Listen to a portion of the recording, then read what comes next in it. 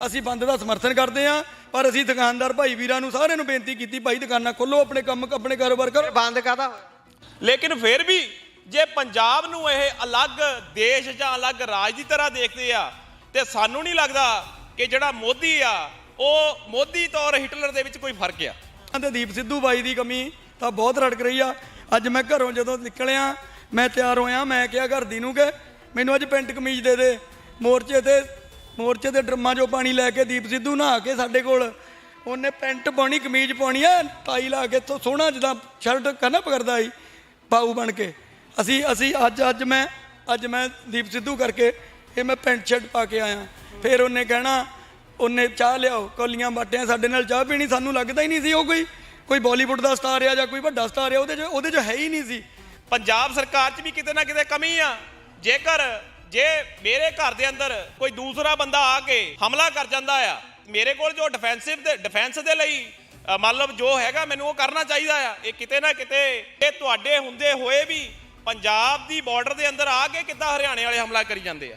BJP ਦੇ ਸ਼ਾਸਨ ਦੇ ਵਿੱਚ ਵੀ ਉਹ ਗੱਲਾਂ ਜੋ ਕਾਂਗਰਸ ਕਰਦੀ ਰਹੀ ਸੀ ਉਹੀ ਉਸੇ ਤਰ੍ਹਾਂ ਲਾਗੂ ਹੁੰਦੀਆਂ ਜਿਹੜੀਆਂ ਰਹੀਆਂ ਆ। ਸੈਨਾ ਦੇ ਵਿੱਚ ਪੰਜਾਬੀਆਂ ਔਰ ਸਿੱਖਾਂ ਦਾ ਖਾਸ ਕਰਕੇ ਜਿੰਨਾ ਯੋਗਦਾਨ ਆ ਉਹਨਾਂ ਕਿਸੇ ਦਾ ਨਹੀਂ ਆ। ਦੇਸ਼ ਨੂੰ ਆਜ਼ਾਦ ਕਰਾਉਣ ਦੇ ਵਿੱਚ ਜਿੰਨਾ ਸਿੱਖਾਂ ਦਾ ਔਰ ਕਿਸੇ ਹੋਰ ਦਾ ਯੋਗਦਾਨ ਆ ਉਹਨਾਂ ਕਿਸੇ ਕਮਿਊਨਿਟੀ ਦਾ ਨਹੀਂ ਹੈਗਾ। ਟਰੈਕਟਰ ਚਲਾਉਂਦਾ ਰਿਹਾ, ਖੇਤੀ ਕਰਦਾ ਰਿਹਾ, ਮੈਨੂੰ ਇੰਜਣ ਸਟਾਰਟ ਕਰਨਾ ਆਉਂਦਾ ਹੈ, ਮੈਂ ਸਾਰਾ ਕੁਝ ਕਰਦਾ ਰਿਹਾ, ਪਰ 2 ਸਾਲ ਹੋ ਗਏ ਹਾਲੇ ਤੱਕ ਪੰਜਾਬ ਦੀ ਆਪਣੀ ਖੇਤੀ ਨੀਤੀ ਨਹੀਂ ਤਿਆਰ ਹੋਈ। ਤੇ ਹੁਣ ਵਿਚਾਲੇ ਬੈਠ ਕੇ ਕੇਂਦਰ ਨਾਲ ਮੀਟਿੰਗਾਂ ਕਰਾ ਰਹੇ ਨੇ। ਪਹਿਲਾਂ ਆਪਣੇ ਪੀੜੀ ਥੱਲੇ ਸੋਟਾ ਨਹੀਂ ਮਾਰਨਾ ਚਾਹੀਦਾ ਵੀ ਪੰਜਾਬ ਸਰਕਾਰ ਵੀ ਆਪਣੀ ਖੇਤੀ ਨੀਤੀ ਲਾਗੂ ਕਰੇ ਕਿਸਾਨਾਂ ਦੇ ਹੱਕ ਦੇ ਲਈ। ਇਹ ਤਾਂ ਫਿਰ ਦੋਗਲੇਪਨ ਵਾਲੀ ਗੱਲ ਹੋ ਗਈ। ਆਪਣਾ ਵਾਅਦਾ ਪੂਰਾ ਨਹੀਂ ਕਰਨਾ। ਜੇ ਉਹ ਸੈਂਟਰ ਖਿਲਾਫ ਅੰਦੋਲਨ ਵਿੱਢਿਆ ਆ ਉਹਦੇ ਵਿੱਚ ਤੁਸੀਂ ਮੀਡੀਓਕਰ ਬਣ ਕੇ, ਜਿਹੜਾ ਵਿਚੋਲੀਆ ਬਣ ਕੇ ਤੁਸੀਂ ਰਾਜੀਨਾਮੇ ਕਰਾ ਰਹੇ ਆ, ਇਹ ਬਹੁਤ ਮਾੜੀ ਗੱਲ ਆ। ਦੂਜੇ ਦਰਜੇ ਦੇ ਸ਼ਹਿਰੀ ਦੇ ਵਾਂਗੂ ਟਰੀਟ ਕੀਤਾ ਜਾ ਰਿਹਾ ਸਾਨੂੰ। ਦੂਜੇ ਦਰਜੇ ਦੇ ਇਸ ਦੇਸ਼ ਦੇ ਅਸੀਂ ਕੋਈ ਦੂਜੇ ਦਰਜੇ ਦੇ ਸ਼ਹਿਰੀ ਆ, ਸਾਨੂੰ ਦੂਜੇ ਦਰਜੇ ਦੇ ਸ਼ਹਿਰੀਆਂ ਦੇ ਵਾਂਗੂ ਟਰੀਟ ਕੀਤਾ ਜਾ ਰਿਹਾ। ਔਰ ਤੁਸੀਂ ਦੇਖੋ ਸਾਨੂੰ ਅੱਜ ਦੀਪ ਸਿੱਧੂ ਦੀ ਕਮੀ ਜਿਹੜੀ ਬਹੁਤ ਖਲ ਰਹੀ ਆ, ਕਿਉਂਕਿ ਇੱਦਾਂ ਦੇ ਨੌਜਵਾਨ ਜਿਹੜੇ ਆ ਇਹ ਇਸ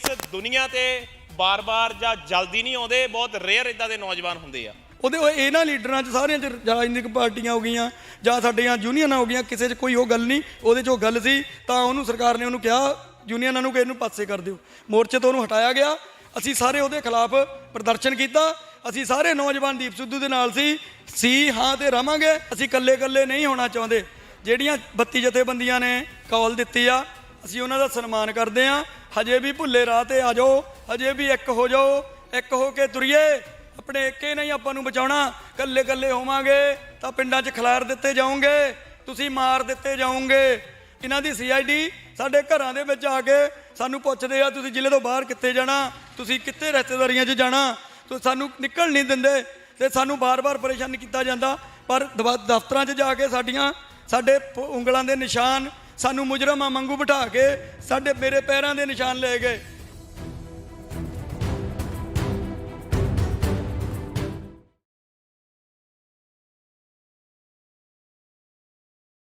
ਸਤਿ ਸ਼੍ਰੀ ਅਕਾਲ। Punjabi TV USA, Punjabi radio USA ਤੁਸੀਂ ਇਸ ਸਮੇਂ ਵੇਖ ਰਹੇ ਹੋ।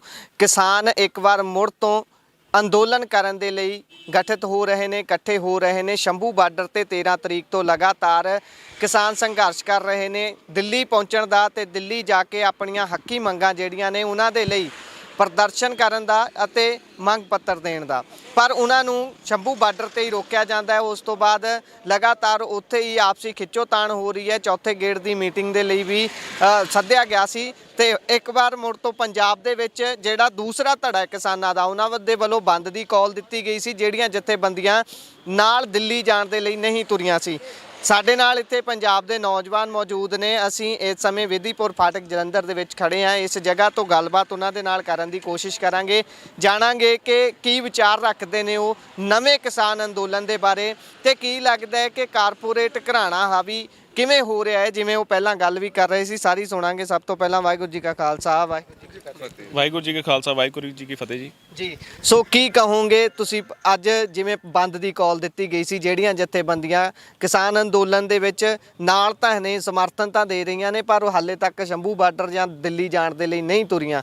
ਸੋ ਸਭ ਤੋਂ ਪਹਿਲਾਂ ਤਾਂ ਇਹ ਵੱਖ-ਵੱਖ ਜਿਹੜੇ ਹੋ ਰਹੀਆਂ ਨੇ ਜਥੇਬੰਦੀਆਂ, ਜਿੱਦਾਂ ਪਹਿਲਾਂ 32 ਸੀਗੀਆਂ, ਸਿਰਫ 32 ਇਕੱਠੀਆਂ ਹੋਈਆਂ। ਉਸ ਤੋਂ ਬਾਅਦ ਪੂਰੇ ਦੇਸ਼ ਦੀਆਂ ਜਥੇਬੰਦੀਆਂ ਨਾਲ ਆ ਗਈਆਂ। ਇੱਕ ਸੰਯੁਕਤ ਕਿਸਾਨ ਮੋਰਚਾ ਉਪਜ ਕੇ ਵੱਡੀ ਲੀਡ ਬਣੀ। ਉਸ ਦੇ ਵਿੱਚ ਆਪਾਂ ਕਿਤੇ ਨਾ ਕਿਤੇ ਕਹਿ ਸਕਦੇ ਕਿ ਉਹ ਵਿਅਕਤੀ ਜਿਹੜਾ ਇੱਕ ਵਾਰ ਫੈਸਲਾ ਕਰਨ ਤੋਂ ਬਾਅਦ ਇਹ ਮੰਨ ਲੈਂਦਾ ਸੀ ਕਿ ਇਹਨੂੰ ਕੋਈ ਪਲਟ ਨਹੀਂ ਸਕਦਾ, ਉਸ ਨੂੰ ਭਰੇ ਮਨ ਨਾਲ ਉਹ ਕਾਨੂੰਨ ਵਾਪਸ ਲੈਣੇ ਪਏ। ਪਰ ਹੁਣ ਆਪਸੀ ਫੁੱਟ ਪਵਾਈ ਗਈ ਜਾਂ ਪਾਈ ਗਈ ਉਹਨੂੰ ਮੰਨੀਏ, ਉਸ ਤੋਂ ਬਾਅਦ ਅੱਧੇ ਕੁ ਕਿਸਾਨ ਸ਼ੰਭੂ ਬਾਰਡਰ ਪਹੁੰਚ ਗਏ ਨੇ, ਅੱਧੇ ਕੁ ਪੰਜਾਬ ਬੰਦ ਕਰਨ ਦੀ ਕਾਲ ਦੇਈ ਜਾਂਦੇ ਨੇ। ਕਿਵੇਂ ਵੇਖਦੇ ਹੋ ਇਹ ਸਾਰੀ ਨੂੰ? ਐਵੇਂ ਜੰਗਾਂ ਜਿੱਤੀਆਂ ਜਾ ਸਕਦੀਆਂ? ਦੇਖੋ ਸਰ, ਇਦਾਂ ਆ, ਕੋਈ ਗੱਲ ਨਹੀਂ, ਇਹ ਜਿਹੜੇ ਆਪਸੀ ਮਨਮੁਟਾਵ ਜਿਹੜੇ ਹੁੰਦੇ ਆ, ਇਹ ਜਦੋਂ ਇਦਾਂ ਦੇ ਅੰਦੋਲਨ ਚੱਲਦੇ ਆ, ਉਹ ਚੱਲਦੇ ਰਹਿੰਦੇ ਆ। ਲੇਕਿਨ ਜਿਹੜੇ ਆਲ ਓਵਰ ਜਿਹੜੀਆਂ ਮੰਗਾਂ ਆ, ਉਹ ਤਾਂ ਪੂਰਾ ਜਿਹੜਾ ਸਾਡਾ ਕਿਸਾਨ ਵਰਗ ਆ ਉਹਦੇ ਫੇਵਰ 'ਚ ਹੀ ਹੈ ਨਾ। ਸੋ ਕਿਤੇ ਨਾ ਕਿਤੇ ਜਦੋਂ ਇੱਦਾਂ ਦਾ ਇੱਕ ਅੰਦੋਲਨ ਜਿਹੜਾ ਆ, ਉਹ ਜਿਹੜਾ ਦੇਸ਼ ਵਿਆਪੀ ਅੰਦੋਲਨ ਜਦੋਂ ਖੜਾ ਹੁੰਦਾ ਆ, ਤੇ ਸਰਕਾਰਾਂ ਤੇ ਔਰ ਇਹਨਾਂ ਦਾ ਖੂਫੀਆ ਤੰਤਰ ਔਰ ਇਹਨਾਂ ਦੇ ਉਹ ਧੜੇ ਜਿਹੜੇ ਕਿ ਇਹਨਾਂ ਨੂੰ ਆਪਸੀ ਵੱਖ ਕਰਨ ਦੀਆਂ ਜਿਹੜੇ ਹਮੇਸ਼ਾ ਕੋਸ਼ਿਸ਼ਾਂ 'ਚ ਲੱਗੇ ਰਹਿੰਦੇ ਆ, ਉਹ ਐਕਟਿਵ ਹੋ ਜਾਂਦੇ ਆ। ਸੋ ਕੋਈ ਗੱਲ ਨਹੀਂ, ਸਾਡੇ ਜਿਹੜੇ ਕਿਸਾਨ ਲੀਡਰ ਆ, ਕਿਉਂਕਿ ਕਿਸਾਨ ਲੀਡਰ ਜਿਹੜੇ ਆ ਉਹ ਇੰਨੇ ਸਮਝਦਾਰ ਆ, ਜਿਨ੍ਹਾਂ ਨੇ ਆਪਣੀ ਸਮਝਦਾਰੀ ਬੇਬਾਕੀ ਦੇ ਨਾਲ ਪਿਛਲੀ ਵਾਰੀ ਮੋਦੀ ਜੀ, ਜਿਹੜਾ ਮੋਦੀ ਸੀਗਾ ਸਾਡੇ ਦੇਸ਼ ਦਾ PM ਸੀਗਾ, ਇਹਨੂੰ ਝੁਕਾਇਆ ਸੀ, ਜਿਹੜਾ ਕਿ ਕਹਿੰਦਾ ਸੀ ਮੈਂ ਕਦੇ ਵੀ ਆਪਣਾ ਕੋਈ ਵੀ ਫੈਸਲਾ ਲਿਆ ਉਹ ਮੈਂ ਵਾਪਸ ਨਹੀਂ ਲੈਣਾ। ਸੋ ਉਹ ਜਿਹੜੀਆਂ ਕਮੀਆਂ ਆ ਹਰ ਅੰਦੋਲਨ ਦੇ ਵਿੱਚ ਰਹਿ ਜਾਂਦੀਆਂ ਆ। ਕੋਈ ਗੱਲ ਨਹੀਂ, ਜੇ ਅੱਜ ਨਹੀਂ ਤਾਂ ਕੱਲ ਭਰਾ ਤਾਂ ਸਾਰੇ ਹੀ ਕੋਈ ਪੰਜਾਬ ਦੇ ਪੁੱਤਰ ਹੀ ਹੈ ਨਾ, ਪੰਜਾਬ ਦੇ ਪੁੱਤਰ ਆ, ਪੰਜਾਬ ਦੇ ਬੇਟੇ ਆ। ਕੋਈ ਗੱਲ ਨਹੀਂ, ਜੇ ਅੱਜ ਜਥੇਬੰਦੀਆਂ ਦੇ ਵਿੱਚ ਜੇ ਕੋਈ ਮਨ ਮੁਟਾਵ ਆ, ਉਹ ਜਦੋਂ ਉਹਨਾਂ ਨੂੰ ਪਤਾ ਲੱਗਾ ਸਾਡੇ ਭਰਾਵਾਂ ਦੇ ਭੀੜ ਪਈ, ਤੇ ਇੱਕ ਭਰਾ ਲਈ ਦੂਜਾ ਭਰਾ ਹੀ ਕੰਮ ਆਉਂਦਾ। ਕੋਈ ਗੱਲ ਨਹੀਂ, ਐਡੀ ਕੋਈ ਵੱਡੀ ਗੱਲ ਨਹੀਂ ਹੈ। ਆਪਸੀ ਜਿਹੜਾ ਮਨਮਟਾਵ ਆ ਉਹ ਸੈੱਟ ਕਰ ਲਿਆ ਜਾਊਗਾ, ਐਡੀ ਕੋਈ ਵੱਡੀ ਗੱਲ ਨਹੀਂ ਹੈਗੀ।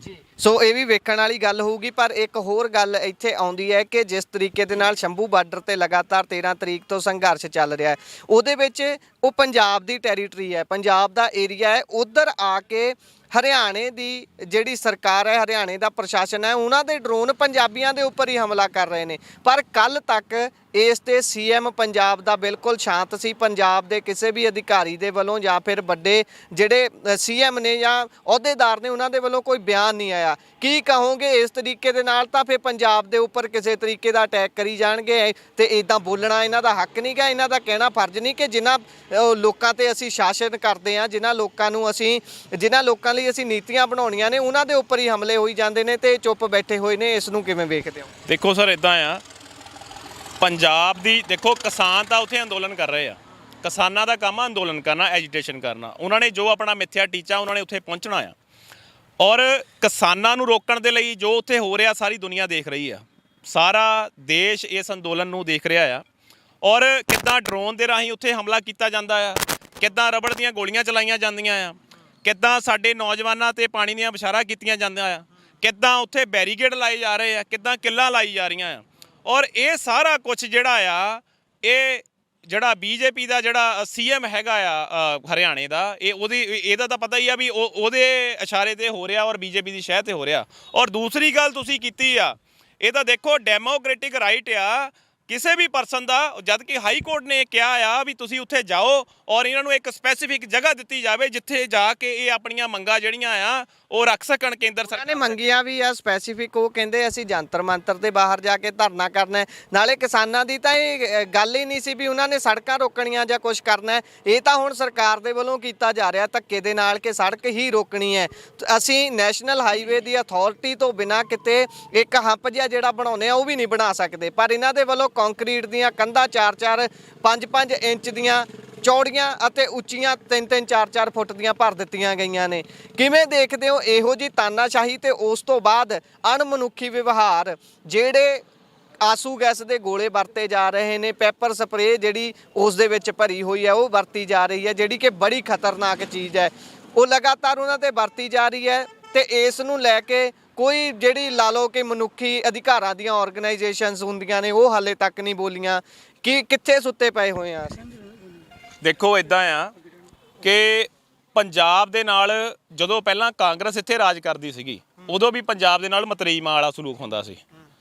BJP ਦੇ ਸ਼ਾਸਨ ਦੇ ਵਿੱਚ ਵੀ ਉਹ ਗੱਲਾਂ ਜੋ ਕਾਂਗਰਸ ਕਰਦੀ ਰਹੀ ਸੀ, ਉਹੀ ਉਸੇ ਤਰ੍ਹਾਂ ਲਾਗੂ ਹੁੰਦੀਆਂ ਜਿਹੜੀਆਂ ਰਹੀਆਂ ਆ।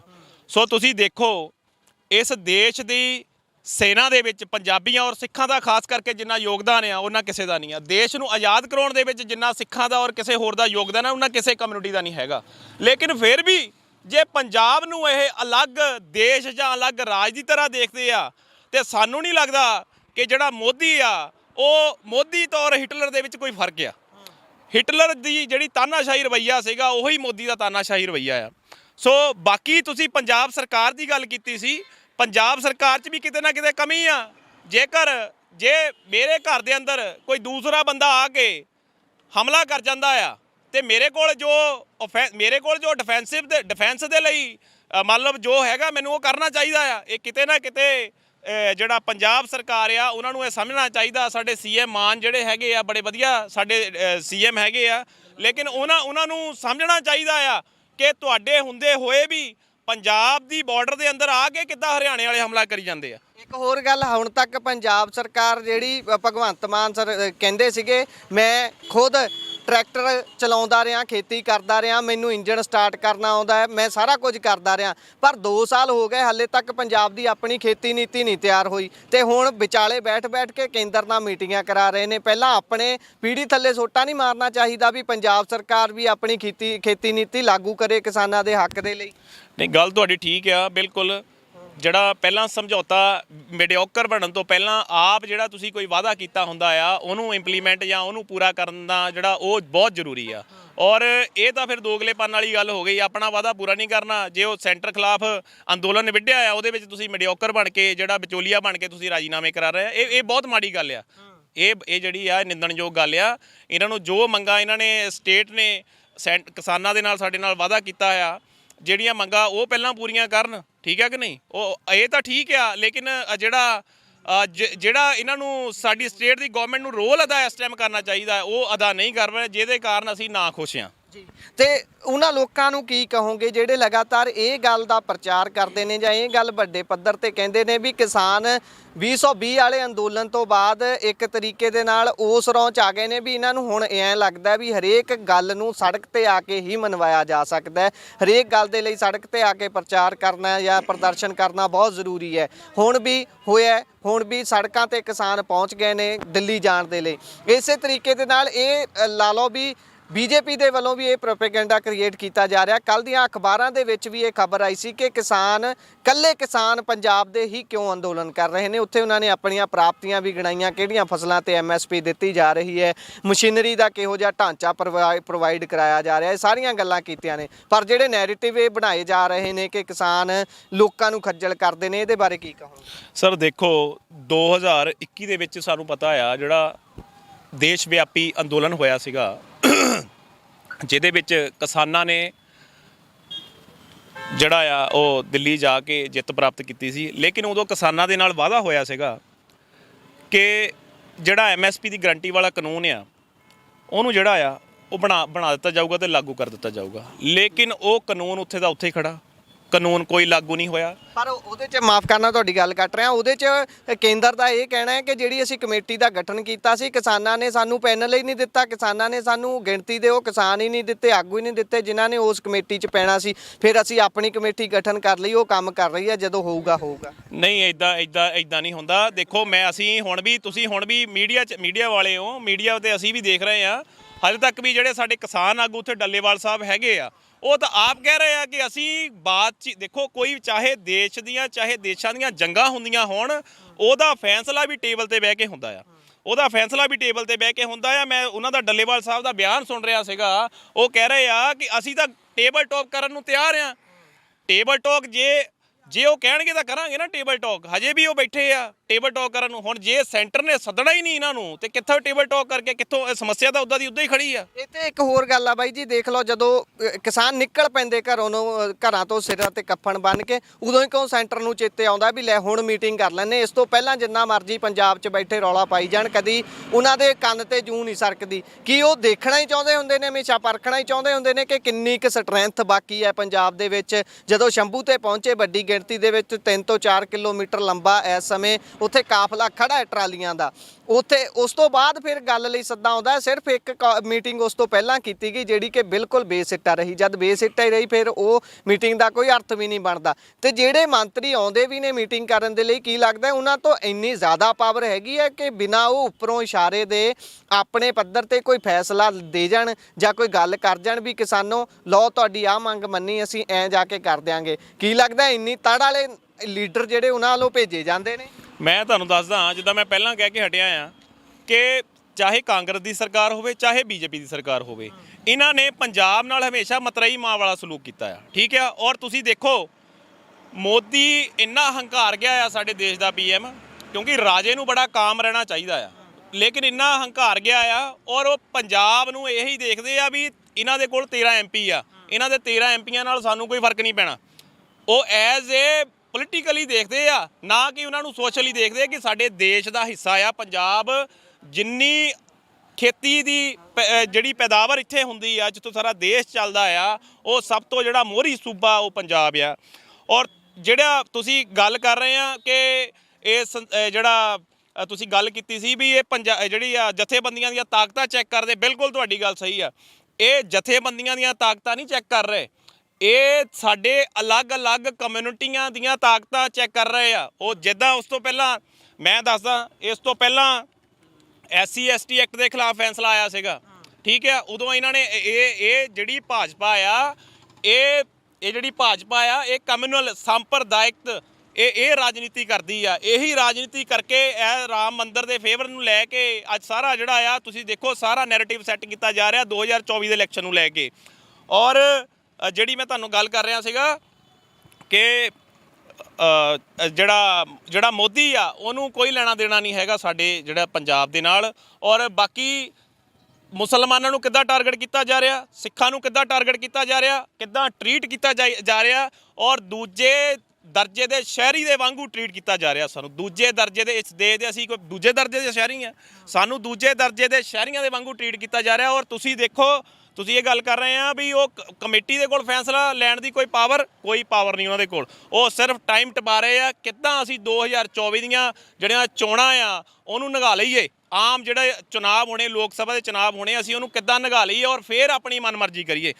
ਕਿਉਂਕਿ ਪੰਜਾਬ 'ਚ ਮਾਫ ਕਰਨਾ ਗੱਲ ਕੱਟ ਰਹੇ, ਜਿਹੜੇ ਪੰਜਾਬ 'ਚ ਇਸ ਸਮੇਂ ਕਿਸਾਨ ਬੈਠੇ ਹੋਏ ਨੇ, ਕੀ ਲੱਗਦਾ ਜਿਹੋ ਜਿਹਾ ਤਸ਼ੱਦਦ ਉੱਥੇ ਲਗਾਤਾਰ ਕਿਸਾਨਾਂ ਦੇ ਉੱਪਰ ਕੀਤਾ ਜਾ ਰਿਹਾ ਹੈ, ਉਸ ਤੋਂ ਬਾਅਦ ਉਹਨਾਂ ਨੂੰ ਘਰੇ ਬੈਠਾ ਰਹਿਣਾ ਚਾਹੀਦਾ ਜਾਂ ਫਿਰ ਹੁਣ ਜੇ ਸੰਘਰਸ਼ ਐਲਾਨ ਹੀ ਦਿੱਤਾ ਹੈ ਤਾਂ ਉੱਥੇ ਜਾ ਕੇ ਉਹ ਸੰਘਰਸ਼ ਦੇ ਸਾਥੀ ਬਣਨਾ ਚਾਹੀਦਾ ਤੇ ਅੱਗੇ ਵਧਣਾ ਚਾਹੀਦਾ? ਦੇਖੋ, ਪੰਜਾਬ ਦੇ ਵਿੱਚ ਘਰ ਘਰ ਦੇ ਵਿੱਚ ਬੱਚਾ ਨਾ ਜਿਹੜਾ ਪੰਜਾਬ ਦਾ ਜਨਮਿਆ ਆ, ਉਹਦੇ ਖੂਨ ਦੇ ਵਿੱਚ ਹੀ ਇਨਕਲਾਬ ਆ। ਔਰ ਅਸੀਂ ਭਗਤ ਸਿੰਘ ਦੇ, ਗੁਰੂ ਗੋਬਿੰਦ ਸਿੰਘ ਦੇ ਵਾਰਸ ਆ।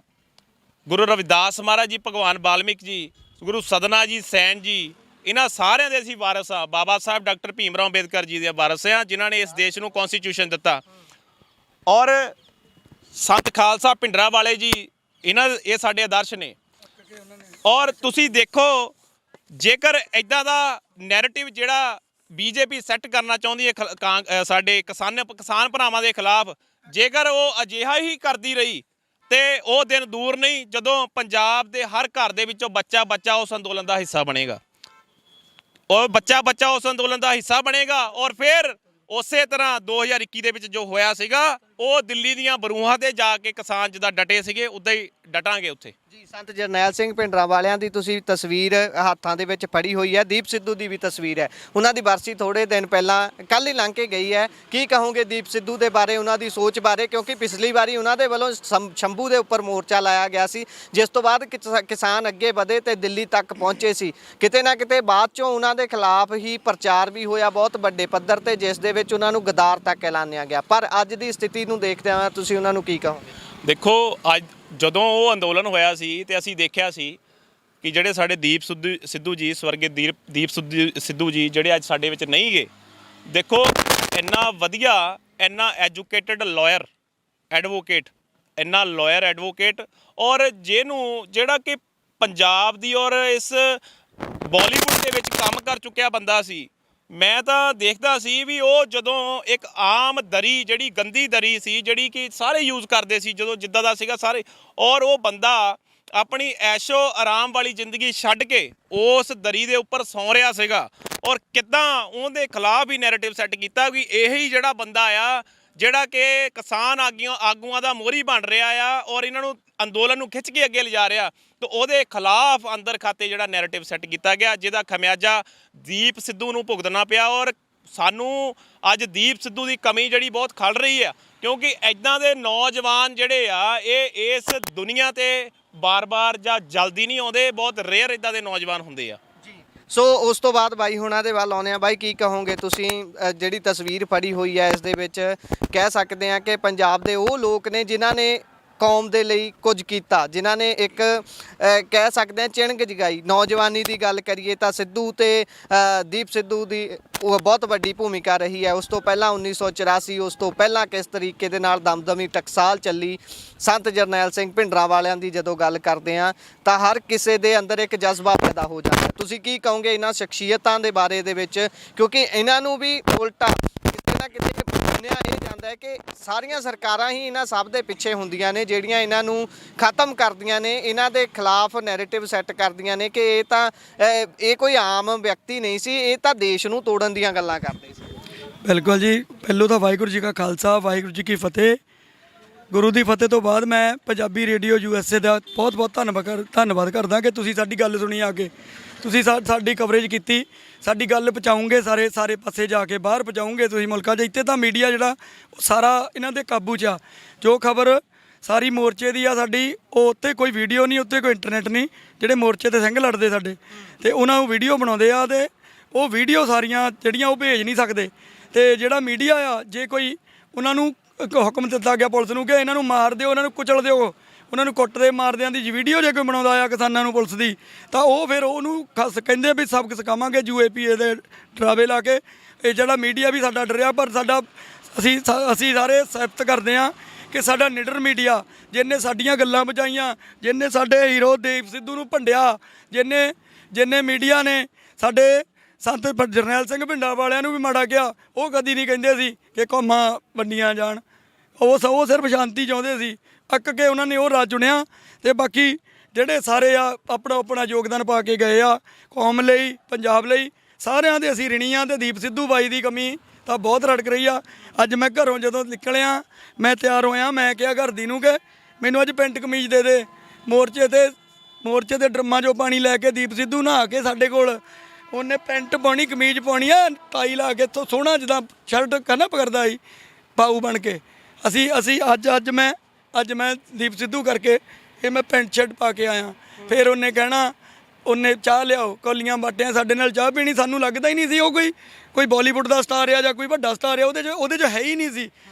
ਇਹਨਾਂ ਲੀਡਰਾਂ 'ਚ ਸਾਰਿਆਂ 'ਚ ਰਾਜਨੀਤਿਕ ਪਾਰਟੀਆਂ ਹੋ ਗਈਆਂ ਜਾਂ ਸਾਡੀਆਂ ਯੂਨੀਅਨਾਂ ਹੋ ਗਈਆਂ, ਕਿਸੇ 'ਚ ਕੋਈ ਉਹ ਗੱਲ ਨਹੀਂ। ਉਹਦੇ 'ਚ ਉਹ ਗੱਲ ਸੀ ਤਾਂ ਉਹਨੂੰ ਸਰਕਾਰ ਨੇ ਉਹਨੂੰ ਕਿਹਾ ਯੂਨੀਅਨਾਂ ਨੂੰ ਕਿ ਇਹਨੂੰ ਪਾਸੇ ਕਰ ਦਿਓ। ਮੋਰਚੇ ਤੋਂ ਉਹਨੂੰ ਹਟਾਇਆ ਗਿਆ। ਅਸੀਂ ਸਾਰੇ ਉਹਦੇ ਖਿਲਾਫ ਪ੍ਰਦਰਸ਼ਨ ਕੀਤਾ। ਅਸੀਂ ਸਾਰੇ ਨੌਜਵਾਨ ਦੀਪ ਸਿੱਧੂ ਦੇ ਨਾਲ ਸੀ ਹਾਂ ਤੇ ਰਵਾਂਗੇ।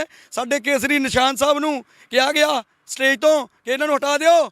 ਅਸੀਂ ਸਾਰਿਆਂ ਨੇ ਰੌਲਾ ਪਾਇਆ ਕਿ ਸਾਡੇ ਗੁਰੂ ਦਾ ਨਿਸ਼ਾਨ ਆ, ਇਹ ਸਾਡੇ ਤਾਂ ਅੰਗ 'ਚ ਆ, ਇਹ ਸਾਡੇ ਕਣ 'ਚ ਆ, ਰੋਮ 'ਚ ਆ, ਤੁਸੀਂ ਨਾ ਕਰੋ।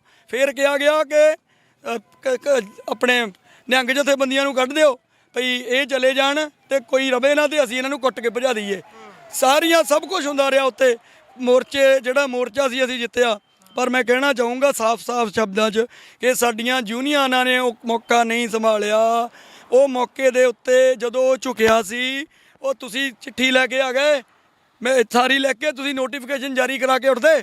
ਦਿਨ 15 ਦੀ ਹੋਰ ਸੀ ਗੱਲ। ਉਹ ਸਾਰੇ ਉੱਠ ਕੇ ਸਾਰੇ ਘਰਾਂ ਨੂੰ ਨੱਚਦੇ ਆਏ ਵੋਟਾਂ ਨੂੰ, ਸਾਨੂੰ ਵੋਟਾਂ ਪਾਓ, ਸਾਨੂੰ ਵੋਟਾਂ ਪਾ ਦਿਓ, ਅਸੀਂ ਹੀਰੋ ਆ। ਪਰ ਉਹ ਹੀਰੋ ਨਹੀਂ ਸੀ, ਉਹ ਸਾਡੇ ਕੌਣ ਸੀ? ਵਿਲਨ ਸੀ। ਹੀਰੋ ਸਾਡਾ ਭਾਈ ਦੀਪ ਸਿੰਘ ਸਿੱਧੂ, ਜਿਹਨੇ ਸਾਨੂੰ ਜਗਾ ਕੇ ਸਾਨੂੰ ਲੈ ਕੇ ਗਿਆ। ਅਸੀਂ ਉਹਦੇ ਕਹਿਣੇ ਤੇ ਨੌਜਵਾਨ ਗਏ ਆ, ਅਸੀਂ ਬੈਰੀਕੇਡ ਤੋੜੇ ਆ, ਹੁਣ ਵੀ ਅਸੀਂ ਜਾਵਾਂਗੇ।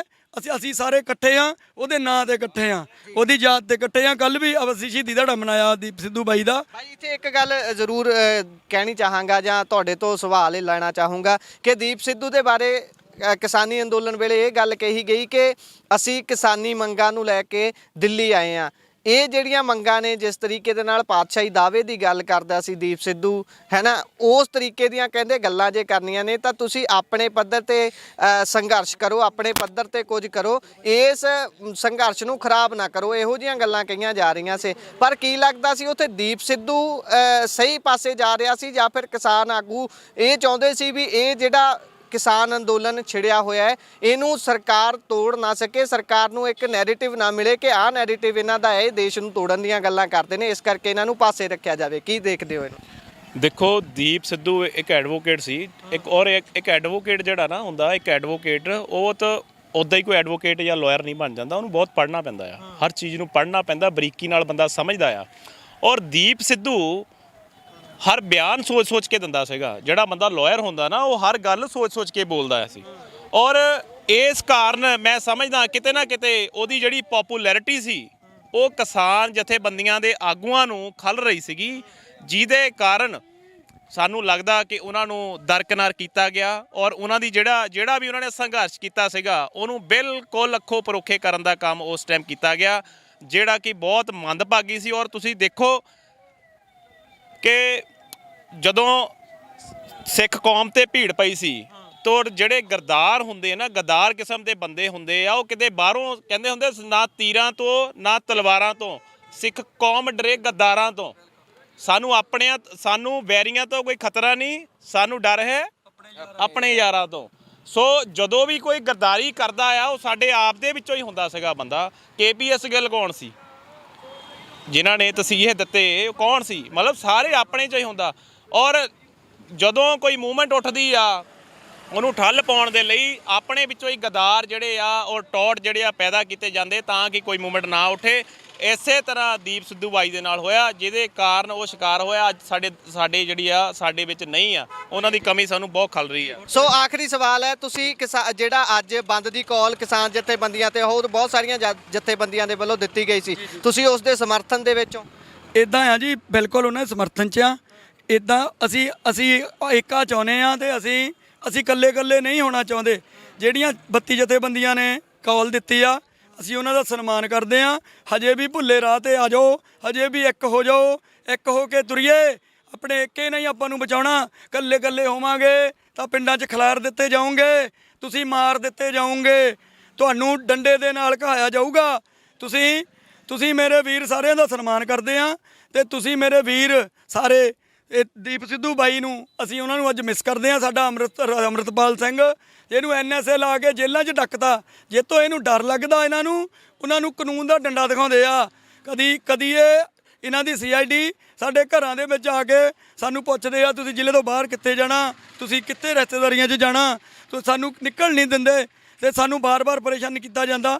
ਪਰ ਦਫ਼ਤਰਾਂ 'ਚ ਜਾ ਕੇ ਸਾਡੇ ਉਂਗਲਾਂ ਦੇ ਨਿਸ਼ਾਨ, ਸਾਨੂੰ ਮੁਜਰਮਾਂ ਵਾਂਗੂ ਬਿਠਾ ਕੇ ਮੇਰੇ ਪੈਰਾਂ ਦੇ ਨਿਸ਼ਾਨ ਲੈ ਗਏ ਕਿ ਬਹਿ ਜਾ ਇੱਥੇ ਥੱਲੇ, ਪੈਰਾਂ ਤੇ ਲਾ ਕੇ। ਇਹ ਜਦੋਂ ਧੰਨੋਵਾਲੀ ਮੋਰਚਾ ਸੀ, ਧੰਨੋਵਾਲੀ ਮੋਰਚੇ ਵਾਲੇ ਦਿਨ ਮੈਂ ਉੱਤੋਂ ਪੇਛੀ ਭੁਗਤ ਕੇ ਪੈਰਾਂ ਦੇ ਨਿਸ਼ਾਨ ਮੈਂ ਦੇ ਕੇ, ਹੱਥਾਂ ਦੇ ਨਿਸ਼ਾਨ ਦੇ ਕੇ ਮੈਂ ਧੰਨੋਵਾਲੀ ਮੋਰਚੇ ਤੇ ਪਹੁੰਚਿਆ। ਮੇਰੇ ਨਾਲ ਕੋਈ ਯੂਨੀਅਨ ਨਹੀਂ ਸੀ, ਕੋਈ ਕੁਛ ਨਹੀਂ ਸੀ, ਤੇ ਮੈਂ ਜਾ ਕੇ ਫਿਰ ਵੀ ਇਕੱਲੇ ਨੇ ਲੜਿਆ। ਮੈਨੂੰ ਜਾ ਕੇ ਤੰਗ ਕੀਤਾ ਇਹਨਾਂ ਨੇ ਕਿ BJP ਦਾ ਤੂੰ ਵਿਰੋਧ ਕਰਦਾ, ਤੂੰ ਅਸ਼ਵਨੀ ਸ਼ਰਮਨ ਦਾ ਵਿਰੋਧ ਕਰਦਾ। ਕਦੀ ਮੈਨੂੰ ਅਕਾਲੀ ਦਲ ਵਾਲੇ, ਯੂਥ ਅਕਾਲੀ ਦਲ, ਉਹ ਕਹਿੰਦੇ ਸੀ ਵੀ ਤੂੰ ਬਾਦਲ ਦੇ ਖਿਲਾਫ ਬੋਲਦਾ ਬਹੁਤ ਜ਼ਿਆਦਾ, ਥੋੜ੍ਹਾ ਠੰਡਾ ਰਹਿ।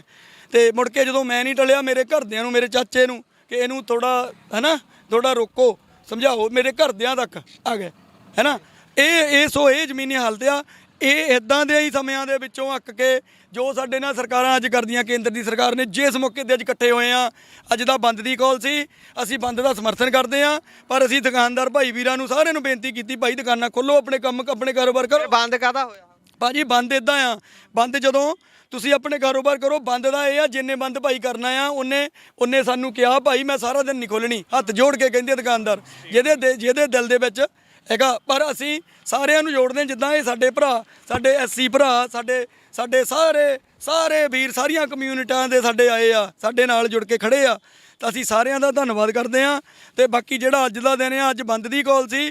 ਅੱਜ ਸਿਰਫ ਬੰਦ ਦੀ ਕਾਲ ਨਹੀਂ ਸੀ, ਇਹ BJP ਨੂੰ ਦੱਸਣ ਦਾ ਦਿਨ ਸੀ ਕਿ ਅਸੀਂ ਸੜਕਾਂ ਤੇ ਖੜੇ ਆ, ਅਸੀਂ ਸੜਕਾਂ ਤੇ ਨਿਕਲ ਆਏ ਆ, ਅਸੀਂ ਸੜਕਾਂ ਤੋਂ ਅਸੀਂ ਦਿੱਲੀ ਵੀ ਪਹੁੰਚ ਜਾਾਂਗੇ। ਦਿੱਲੀ ਸਾਨੂੰ ਦੂਰ ਨਹੀਂ ਆ। ਜੇ ਤੁਸੀਂ ਬਾਰਡਰ ਤੁਸੀਂ ਕਿੱਲਾਂ ਲਾਉਂਗੇ, ਉਹ ਅਸੀਂ ਉੱਡ ਕੇ ਆ ਜਾਾਂਗੇ। ਸਾਡਾ 96 ਕਰੋੜੀ ਖਾਲਸਾ, ਉਹ ਜਿਹਨੇ ਹਾਥੀ ਤੇ ਬੈਠੇ ਤੇ ਬਚਿੱਤਰ ਸਿੰਘ ਨੇ ਮਾਰ ਕੇ ਬਰਛੀ ਹਾਥੀ ਦਾ ਸਿਰ ਪਾੜਿਆ ਸੀ, ਅਸੀਂ ਉਹ ਆ, ਅਸੀਂ ਉਹ ਕੌਮ ਆ ਜਿਹੜੀ ਝੁਕਦੀ ਨਹੀਂ। ਅਸੀਂ ਡਰਨ ਵਾਲੇ ਨਹੀਂ, ਅਸੀਂ ਲੜਨ ਵਾਲੇ ਆ। ਅਸੀਂ ਰੁਕਾਂਗੇ ਨਹੀਂ, ਅਸੀਂ ਝੁਕਾਂਗੇ ਨਹੀਂ। ਭਾਈ ਰਸਤਾ ਦਿਓ ਲੋਕਾਂ ਨੂੰ, ਰਸਤਾ ਦਿਓ। ਵਿਆਹ ਸ਼ਾਦੀਆਂ ਵਾਲੇ ਸਾਰੇ ਆਉਂਦੇ ਆ, ਕੋਈ ਗੱਲ ਨਹੀਂ। ਐਂਬੂਲੈਂਸਾਂ ਜਿਹੜੇ ਬਿਮਾਰ ਆ, ਕੋਈ ਇਹਨੇ ਰਿਸ਼ਤੇਦਾਰੀ ਜਾਣਾ, ਕੋਈ ਬੰਦਾ ਆਪਣਾ ਪਤਾ ਲੈਣ ਜਾਂਦਾ ਕਿਸੇ ਦਾ, ਅਸੀਂ ਕਿਸੇ ਨੂੰ ਰੋਕਦੇ ਹੀ ਨਹੀਂ। ਧੰਨਵਾਦ ਹਾਂਜੀ ਜੀ। ਸੋ ਇਹ ਸਨ ਉਹ ਨੌਜਵਾਨ, ਉਹ ਆਗੂ ਜਿਹੜੇ ਬੰਦ ਦੇ ਸਮਰਥਨ ਦੇ ਵਿੱਚ ਇਕੱਠੇ ਹੋਏ ਸੀ। ਉਹਨਾਂ ਨੇ ਬਹੁਤ ਸਾਰੀਆਂ ਗੱਲਾਂ ਦੀ ਸਾਂਝ ਪਾਈ ਹੈ। ਉਮੀਦ ਕਰਦੇ ਹਾਂ ਤੁਹਾਨੂੰ ਇਹਨਾਂ ਦੀਆਂ ਗੱਲਾਂ ਦੇ ਵਿੱਚ ਬਹੁਤੀਆਂ ਨਾਲ ਸਹਿਮਤੀ ਹੋਊਗੀ, ਤੇ ਜਿਹਨਾਂ ਨਾਲ ਅਸਹਿਮਤੀ ਹੈ ਤੁਸੀਂ ਆਪਣੇ ਕਮੈਂਟ ਰਾਏ ਟਿੱਪਣੀਆਂ ਕਮੈਂਟ ਬਾਕਸ ਦੇ ਜ਼ਰੀਏ ਸਾਡੇ ਨਾਲ ਸਾਂਝੀਆਂ ਕਰ ਸਕਦੇ ਹੋ। ਜੁੜੇ ਰਹੋ Punjabi radio USA, Punjabi TV USA ਦੇ ਨਾਲ।